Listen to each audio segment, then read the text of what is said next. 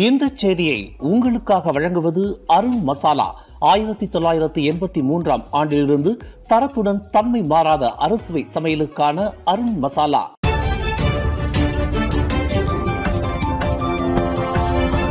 வணக்கம். திசைகளின் ஒரு மணி செய்திகள். ஒரே குடும்பத்தைச் சேர்ந்த மூவர் வீட்டில் இறந்து கிடந்தனர். இரத்த கரையுடன் 4 கத்திகள் மீட்பு. சிரம்பானில் சம்பவம். ஒரே குடும்பத்தைச் சேர்ந்த மூவர் உள்ளிருந்து பூட்டப்பட்டுள்ள வீட்டில் பிணமாக கிடந்தது கண்டுபிடிக்கப்பட்டுள்ளது. அந்த வீட்டிலிருந்து கடந்த சில தினங்களாக துர்நாற்றம் வீசுவதாக உணர்ந்து அண்டை வீட்டுக்காரர்கள் புகார் அளித்தனர். அந்த புகாரின் அடிப்படையில் போலீசார் தீயணைப்பு மீட்பு படையினரின் உதவியுடன் வீட்டின் கதவை உடைத்து உள்ளே சென்று சோதனை செய்தபோது மூவர் பிணமாக கிடந்தது தெரியவந்தது. இந்த சம்பவம் சிரம்பான் அருகில் தாமான் புகிட் கிறிஸ்தல் வீடமைப்பு பகுதியில் நிகழ்ந்தது. நேற்று மாலை 4:53 மணியளவில் அந்த மூவரின் சடலங்கள் கண்டுபிடிக்கப்பட்டதாக சிரம்பான் மாவட்ட போலீஸ் தலைவர் ACP முகமது ஹத்தாச்சீடின் தெரிவித்தார். வீட்டிற்குள் 2 வெவ்வேறு அறைகளில் சடலங்கள் அழுகிய நிலையில் கிடந்தது தொடர்பில் போலீசார் மேற்கொண்ட விசாரணையில் 61 வயது முதியவர், அவரின் 59 வயது மனைவி மற்றும் அவர்களின் 30 வயது மதிக்கத்தக்க மகன் என்பது அடையாளம் கூறப்பட்டதாக ACP முகமது ஹத்தா குறிப்பிட்டார். அந்த மூவரின் உடலிலும் தடயவியல் போலீசார் நடத்திய பரிசோதனையில் அந்த தம்பதியரின் மகனின் வலது கையில் கத்தியால் கீறப்பட்ட காயங்கள் கண்டுபிடிக்கப்பட்டன. அவரின் பெற்றோரின் உடல்களில் சந்தேகத்திற்கு இடமாக எந்த ஒரு தடயங்களையும் கண்டறிய முடியவில்லை.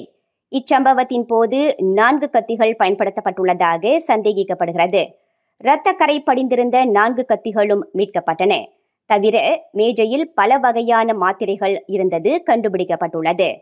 சவ பரிசோதனைக்காக மூவரின் உடல்களும் ரம்பாவ் மருத்துவமனைக்கு கொண்டு செல்லப்பட்டுள்ளன. இந்த மூவரின் இறப்பு திடீர் மரணம் என்று போலீசார் வகைப்படுத்தியுள்ள போதிலும் புலன் விசாரணை தொடர்வதாக ACP முகமது ஹத்தா குறிப்பிட்டார். வரி விதிப்பு பிரச்சினை மீதான மலேசியாவின் அணுகுமுறை மற்றும் அதன் ஈடுபாடு அமெரிக்காவிடமிருந்து நேர்மறையான பதில் கிடைத்துள்ளது என்று 2வது நிதி அமைச்சர் டத்தோஸ்ரீ அமீர் ஹம்சா அசிசான் தெரிவித்துள்ளார். அமெரிக்காவுடனான மலேசியாவின் முன்னெச்சரிக்கையான ஈடுபாடு மற்றும் அணுகுமுறையானது சம்பந்தப்பட்ட பிரச்சினைகளை புரிந்து கொள்வதும் இரு தரப்பினருமே வெற்றி கிடைக்கும் வகையிலும் சூழ்நிலையை அறிந்து ஒன்றிணைந்து செயல்படுவதற்கான நிலை இருப்பதாக அவர் குறிப்பிட்டார். மலேசியாவின் அணுகுமுறைக்கு அமெரிக்கா நேர்மறையான பதிலை வழங்கியுள்ளது. இருதரப்பு வர்த்தக குழுக்களும் எவ்வாறு பலன் அடைவது என்பது குறித்து இச்சந்திப்பின் போது முக்கியமாக விவாதிக்கப்பட்டதாக அமீர் ஹம்சா தெரிவித்தார். மலேசியாவுக்கு எதிராக அமெரிக்கா விதித்துள்ள வரி தொடர்பில் அது குறித்து பேச்சுவார்த்தை நடத்துவதற்கு அமீர் ஹம்சாவும் முதலீடு, வர்த்தகம் மற்றும் தொழில்துறை அமைச்சர் தங்கு ஜஃப்ருல் அசீஸும் அண்மையில் அமெரிக்கா சென்றிருந்தனர் என்பது குறிப்பிடத்தக்கது. பிரபல அரசு தரப்பு வழக்கறிஞர் கெவின் மொராய்ஸ் கொலை வழக்கில் பிரதான குற்றவாளி என்று வகைப்படுத்தப்பட்டுள்ள டாக்டர் R. குணசேகரன் உட்பட 4 மரண தண்டனை விதிக்கப்பட்டதை நீதித்துறை மற்றும் சட்டத்துறை பணியாளர்கள் மற்றும் அதிகாரிகள் சங்கம் இன்று வரவேற்றுள்ளது.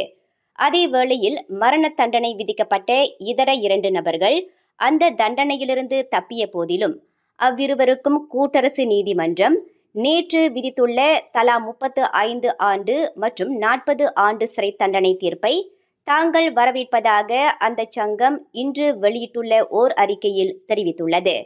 மிக கொடூரமாக கொலை செய்யப்பட்ட தங்கள் சங்கத்தைச் சேர்ந்த துணை பப்ளிக் ப்ராசிக்யூட்டர் கெவின் மொராய்ஸ் மிகுந்த தயாள குணமுடையவர் என்று அந்த சங்கம் வர்ணித்துள்ளது. லாரியின் டயர் திடீரென்று வெடித்ததில் வேக கட்டுப்பாட்டை இழந்ததாக நம்பப்படும் அந்த கனரக வாகனம் சாலை தடுப்பை மோதி தடம் புரண்டதில் மாதுவும் அவரின் மகனும் உயிரிழந்த வேளையில் லாரியை செலுத்திய அந்த மாதுவின் கணவர் கடும் காயங்களுக்கு ஆளானார். இந்த சம்பவம் நேற்று மாலை 4 மணியளவில் கிழக்கு கரையோர நெடுஞ்சாலையான லபுராயா பந்தாய் திமுர் 2இல் 362.9 கிலோமீட்டரில் புகிட் பெசி டோல் சாவடிக்கு அருகில் நிகழ்ந்தது. இல்லத்தரசியான 42 வயது இஸ்னைனி முகமது மற்றும் அவரின் 5 வயது மகன் முகமது அல் அமீன் கைருல் ஷானி ஆகியோரே இந்த சம்பவத்தில் உயிரிழந்ததாக அடையாளம் கூறப்பட்டது. லாரியை செலுத்திய அந்த மாதுவின் 49 வயது கணவர் கைருல் ஷாமி என்பவர் கடும் காயங்களுடன் திரங்கானு டூங்குன் மருத்துவமனையில் சேர்க்கப்பட்டுள்ளதாக தெரிவிக்கப்பட்டது. வேக கட்டுப்பாட்டை இழந்து இருக்கலாம் என்று நம்பப்படும் பிக்கப் வாகனம் ஒன்று எதிரே சென்று கொண்டிருந்த லாரியின் பின்புறம் மோதியதில் அதன் ஓட்டுநரும் பயணி ஒருவரும் உயிரிழந்தனர். இந்த சம்பவம் இன்று அதிகாலை 5:50 மணியளவில் வடக்கு தெற்கு நெடுஞ்சாலையின் 253வது கிலோமீட்டரில் கோலகங்சார் அருகில் நிகழ்ந்தது.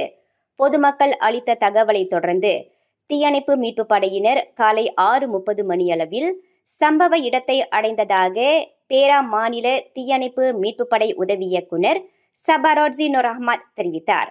சின்ன பின்னமான அந்த பிக்கப் வாகனத்தின் இடிபாடுகளுக்கு இடையில் சிக்கி உயிரிழந்த இருவரின் உடல்களையும் மீட்பதற்கு தீயணைப்பு மீட்பு படையினர் பிரத்யேக சாதனங்களை பயன்படுத்தியதாக அவர் குறிப்பிட்டார்.